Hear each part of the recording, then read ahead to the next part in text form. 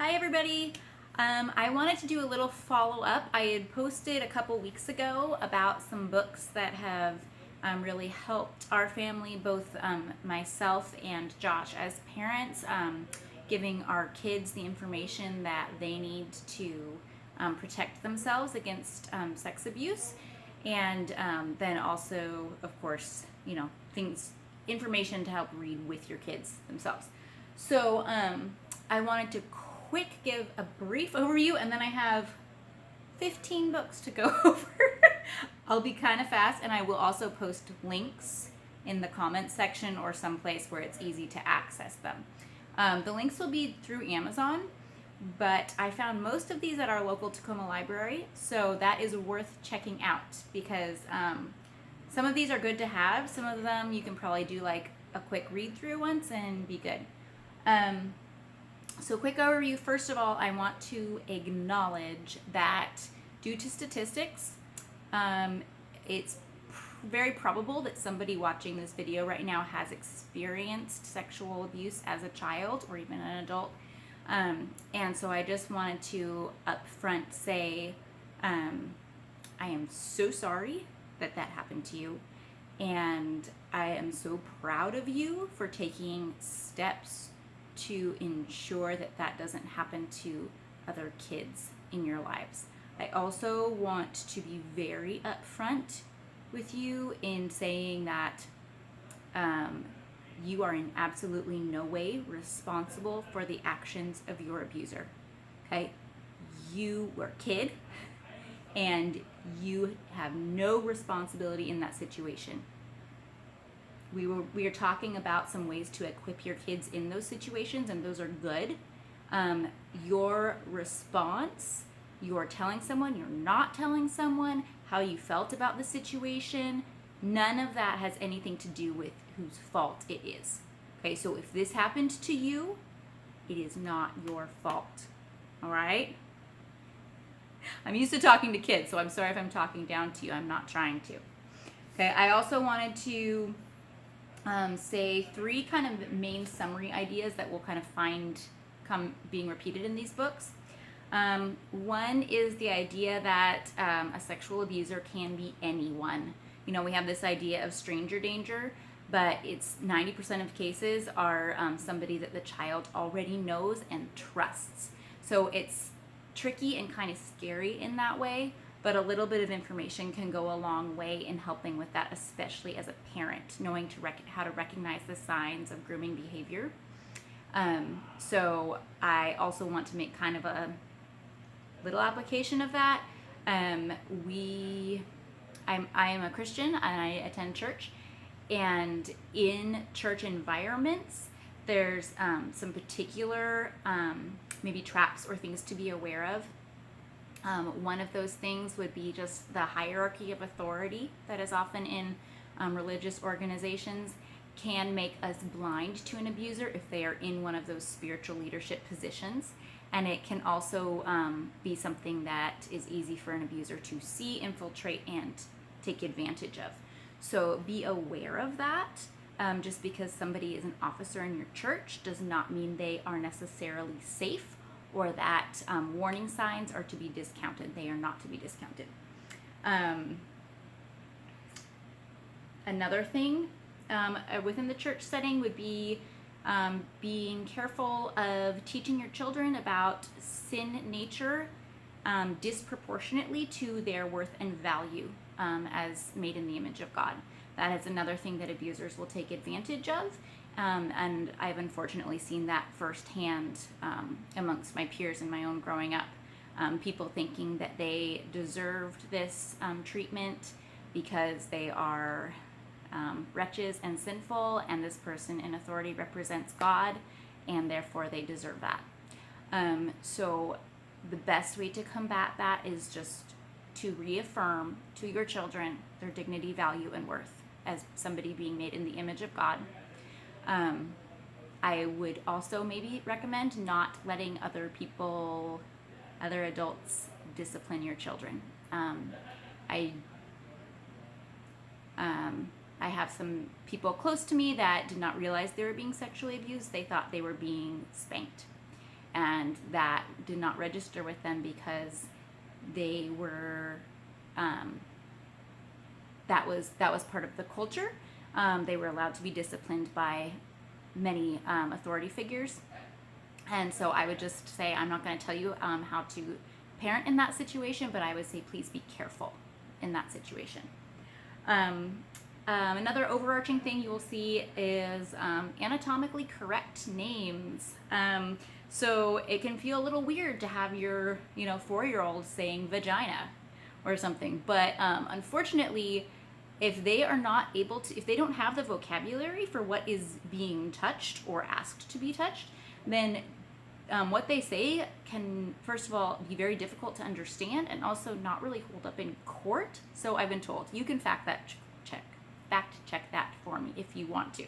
But I'm also going to go with it because I'm already teaching my kids anatomically correct names for their body parts. The third thing I just want to mention before we dive in is believe your kids. Okay? It is very, very, very difficult for a kid to come forward with these things. Usually the abuser will guilt them, will say nobody will believe you or you don't want to hurt me, that kind of thing. So it's very important to take your kids seriously. Do not dismiss them when they bring something up, and give them a safety network. One of the books talks about having them trace their hand and then pick 5 people, or it's okay if it's 3 or 4 people that they are trusted adults that they can tell these things to. So that gives them, like, if one person doesn't listen, then they can go to another person like that. And one of the people should be not within their own family. So we should just spread up the viewpoints that way. Another thing is just to reassure them over and over that they are loved no matter what. It is likely that if this happens to them, they will feel very guilty and they will feel bad. So if they are in a relationship with you where they feel comfortable coming to you when they've done something wrong or when they think they've done something wrong, then we are much more likely to be able to catch that. So those are the 3 overall things. And I'm just going to start right in with some of the kids' books that I've been looking at.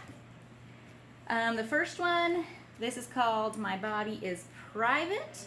And this is a really great one for dealing with like a real life situation when you don't like someone's touch. And it does a good job of unpacking that you're not responsible for the feelings of adults in your life and that setting boundaries is good and okay. So, and also one thing I really like about this book is that in this book, the person who is doing the touching, it's not wrong touching, except that she doesn't like it. She's worried that he won't, I think he is an uncle that like takes her on his lap or something like that. And when she gives her boundary, he respects it and is fine with it. And I think that that's really helpful to have an example of that so that kids aren't scared to lay down boundaries. Next one, no trespassing. This is My Body. So this talks about like thumbs up, thumbs down feelings. You know, your own family can maybe come up with terminology for that. You know, there's like people will talk about like yucky feelings or like green flags, red flags. My kids really latched onto the green flag, red flag thing because they like waving a flag. So whatever, you know, pick something in your family, you can kind of go with it. So this one talks about thumbs up, thumbs down. My kids really liked the illustrations and that it's like a sister-brother kind of talking about it. That was a fun dynamic for them. I've liked pretty much all of it except at the very end, say my body is mine, mine, mine. And like, I don't know. It just reminds me of like a toddler because we tell them all the time, don't say mine, mine, mine. But in this situation, I think that is an appropriate thing. You know, their body is theirs. But I was just a little bit turned off by that like final phrase. So anyway, it's a good one. My Body, what I say goes. This would be a good one to own. It's very good and comprehensive and it's very interactive. So you'll see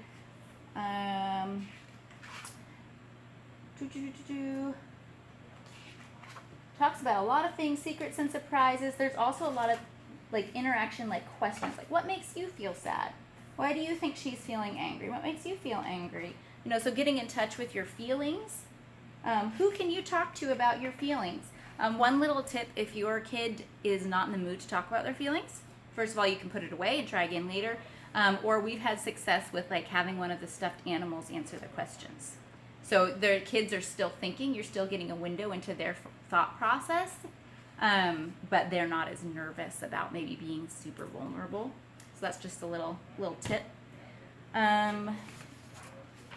This one, some parts are not for sharing, just like super cute, super simple, and it uses fish. It's very basic. This would probably be like the one I would recommend for like a toddler, just like a really, really basic introduction in a fun way. The one thing I would say about this is it's so basic that it does not talk about like when it's okay for somebody to touch your privates, which as a toddler like will probably be like going to the bathroom or taking a bath. So you might want to have a little talk with that so that they're not confused. And some of these other books talk more about how to phrase like what would be appropriate. A basic overview of that would just be like, when you're really little, mommy or daddy or whoever your caregiver is, you know, will help you wash in the bath, or help you clean up after going potty or something like that. Okay. Also, a doctor can examine you if one of your safe people is in the room with you. That's kind of just a basic way of explaining that. God Made All of Me. I love this one. If you are a religious family, I would recommend buying this one because it has like supporting Bible verses for all of that great information. Okay, God made all things. It has a lot about like God made your hair, your eyes. God made everything beautiful. Everything's beautiful and some parts are private. I think, you know, going back to what I said about the dangers in the church, and I want to,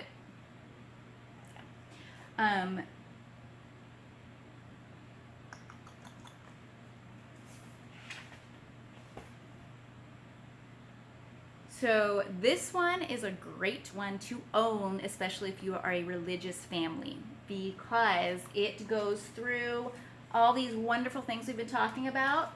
You know, your body is yours. There's optional touches. Okay, right? You are in charge of your own body. You can say no thank you to a hug or a kiss or whatever, and then there are some touches that are just not appropriate under your bathing suit area. You can say no. Come talk to somebody. Secrets versus surprises. But it gives us Bible verses that can really help in a religious setting where an abuser might try to use the Bible or religious authority to coerce your kid into giving them sexual favors, essentially. If they have this information in their mind saying, oh, actually, God made me beautiful and gave me autonomy, okay, then that's going to go a long way in helping them be able to defend themselves mentally from that kind of manipulation. I also looked at Miles is the boss of his body. My kids really liked this. It's got kind of like, almost like these kind of graphics. Basically this guy, he's like, it's his birthday and everybody's like, yeah, buddy, and like giving him nuggies and like basically touching him in ways that are not sexual but that he does not like. And so by the end he just kind of explodes and is like, everybody stop touching me, and then his parents are like, oh, I'm so glad you said that. So I mean, it's a little bit different take as far as a storyline. I mean, I have mixed feelings about it because I feel like it gives like good real life examples of what a non-sexual touch would be, and it's still saying it's okay to say no to a non-sexual touch because you have autonomy. So that's basically, if I hadn't said this before, what that basically does is it prevents grooming behavior. Grooming behavior is the slowly escalating scale that a predator will use with a child to get them increasingly more comfortable with their boundaries being pushed until it gets to a sexual level. And so forcing your kid to give hugs or kisses or sit on someone's lap or any sort of touch like that is not a good thing to start doing. Teaching them that their body is theirs, they can say no to any kind of touch that makes them feel uncomfortable is really good to help them hone that inner voice of, wait, that doesn't feel right. Even if they can't articulate why, we want them to be able to listen to that and respect it. So I like that about this. I don't love his family. I feel like they're a little obtuse. Like, dude, nobody wants to be touched all the time, and he's clearly giving off vibes. But, you know, maybe that's just me. So, next one, I said no. This one has a lot of words per page, you can kind of see. But my kids were super engaged with it. This is the one that has like red flags, green flags. So they kind of latched onto that. It's also written from the perspective of a kid. And I'm pretty sure it's a true story. At least it's based on a true story. It's written by a boy and his mom. And basically what he says, like, you know, a red flag situation happened to me at a slumber party, and this is how I was able to recognize it. So it's some special rules. What parts are private? Red and green flags. This is one of the only ones that talks about treats, bribes, and threats, and I thought that was really helpful to distinguish that. Like, you know, hey, you did a good job. Here's a lollipop. Versus, if you don't do this, if you don't pull down your pants or whatever, then I won't be your friend. Or if you do this, something that makes you feel uncomfortable, I'll give you money or a treat or something.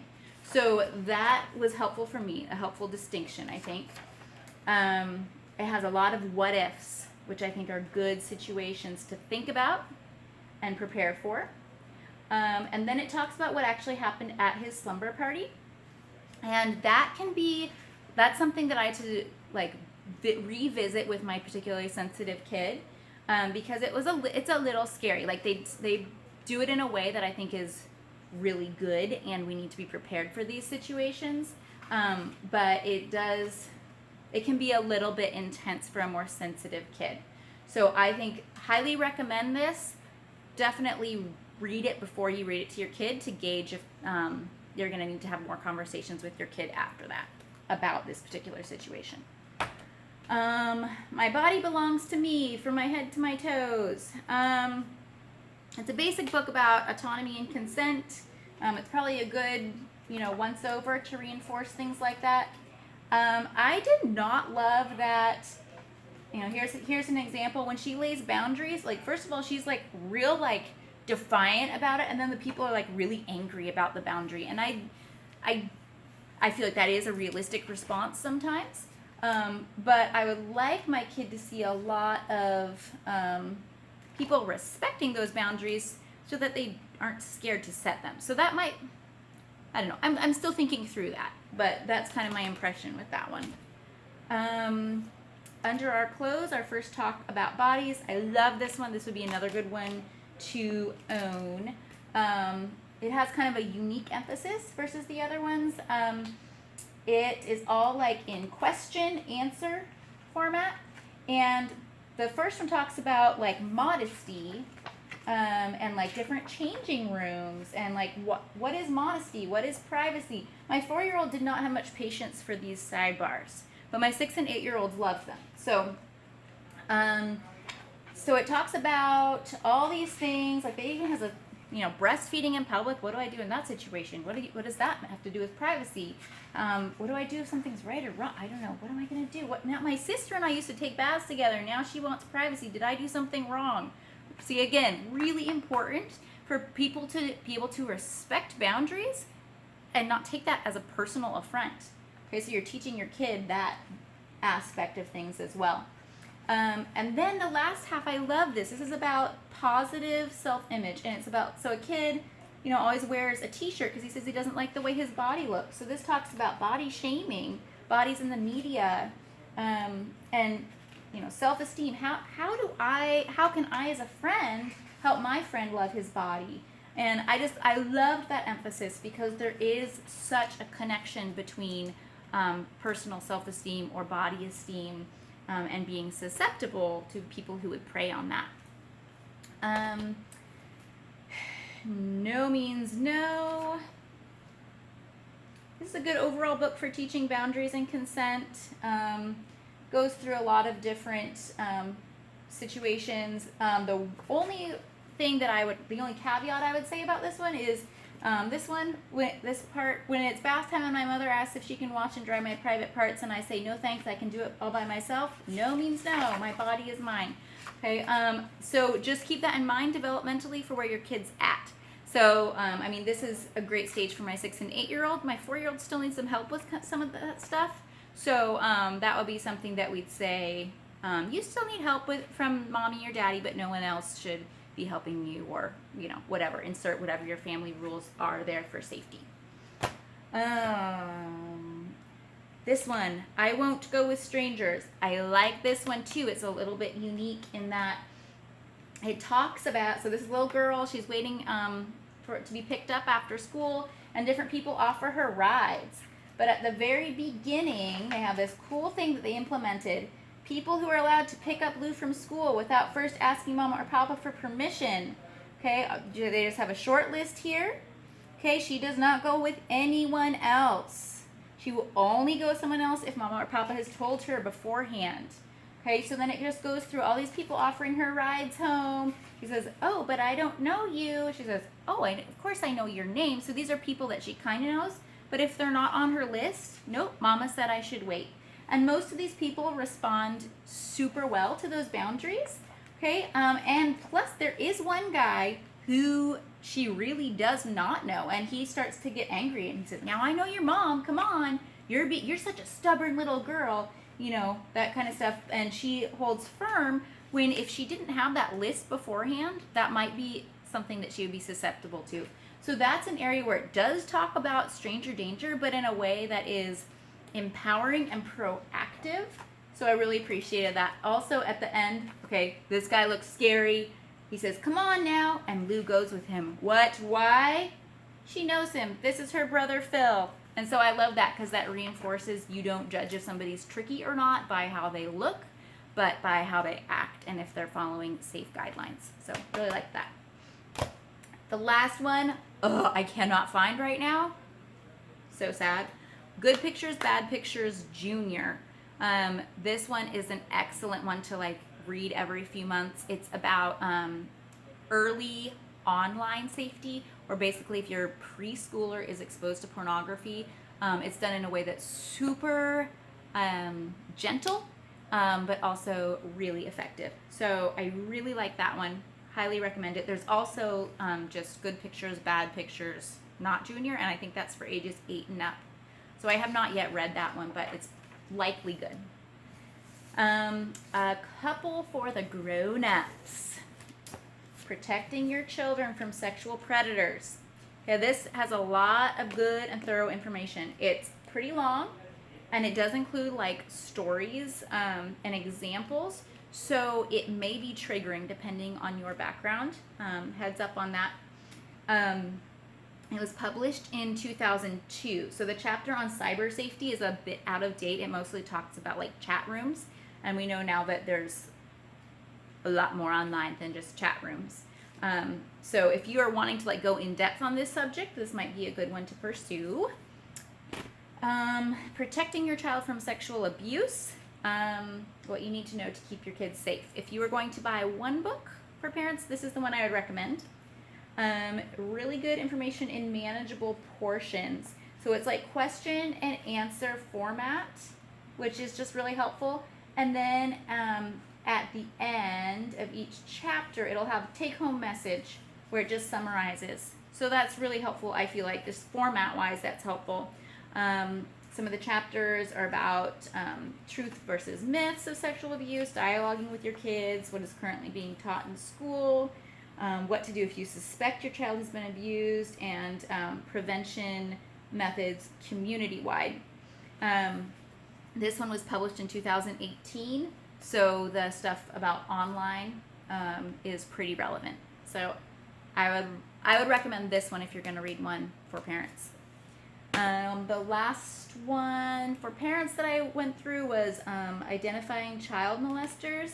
This is a very helpful topic. I mean, we just briefly touched on how child molesters don't necessarily fit a profile.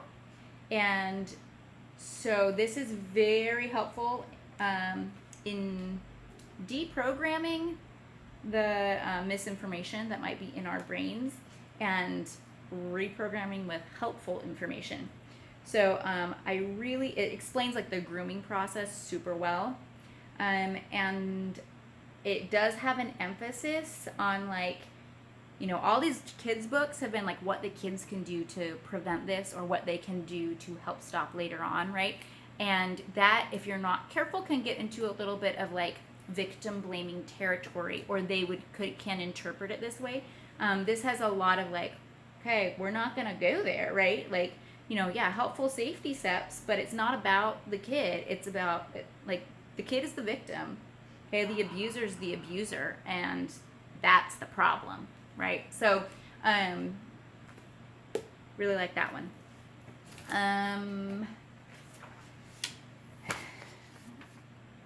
At the beginning, I had talked just a smidge about how important it is for your kid to be able to come to you with anything if they feel icky about something or scared about something, or if they're, you know, blaming themselves for something. So just a couple books that we like to have that are just basically about unconditional love, right? To kind of foster that relationship. You know, there's so many out there. These are just a couple that we like. I Love You Because You're You. And then there's another one with Little Fox about No Matter What. Like that one. When I Pray for You. You know, this is just, you know, giving the kids a little insight into all the things we pray for our wonderful kiddos, that we love them so much. When God Made You. This is so good for like self-esteem, especially for religious homes. God knew your name. God's feeling without you would not be the same. Okay, just building them up so that they know they do not deserve abuse. The other thing we had talked a little bit about was like knowing about your body education. So, you know, simple books like This Is My Body. You know, this doesn't even talk anything about privates or sex, right? So, but this is just everything about your body is to be celebrated and has nothing to do with how sexy you look or whatever. It's about, you know, your body is useful, your body is amazing. So books like this are helpful to have in your background. This book, Amazing You, we really like for like basic anatomy having to do with privates. You know, it has here's the egg and the sperm. Hi, little piece of mom, little piece of dad joined to make a baby. You know, so just basic. It does have, you know, pictures of privates, and it does reference natural to be curious about your private parts and to want to touch them, but this is something you should do only in a private place like your room. So depending on how your family feels about that subject, that's something to be aware of. And I believe most of these books, the kids' books, do have a for parents part in the back. So if you have an early reader, be aware of that, and either preface that or maybe cut them out just for you. Anyway, because I think, yeah, so like this one does talk about masturbation in the back and stuff. So the God's Design for Sex series, we have enjoyed. I cannot vouch for the third and fourth book. We've only done the first and second. And the second book says it's for ages 5 to 8, but it does explain what intercourse is. So depending on how you feel your child is ready for that, use your discretion for your family. I will say that in our culture, kids are learning about this stuff very, very early. A lot of kids are molested before the age of 4, so at least having the appropriate terminology for these areas is very helpful. That's all I have for you. One thing that I wanted to mention is overall, if we as parents can be learning this information and internalizing it and applying it in our lives. Your body is yours, privates are your own special gift from God, those sorts of things, then this will be a lot more effective. If what goes on in your home, if your policies in your home do not match up with these books, then they will view the books as more of like a fairy tale and not as like an actual truth and instructional thing. So just throwing that out there. A lot of this has required a shift in my way of thinking. And so it is something that takes a little while in research and thinking through to, depending on your background, to really figure out. But anyway, those are all my reviews, and I will be linking them underneath. I would love to hear your input if you have any questions about specific books, or if you have any recommendations or thoughts or websites that you have found to be helpful. I love to hive mind with you all. So thank you.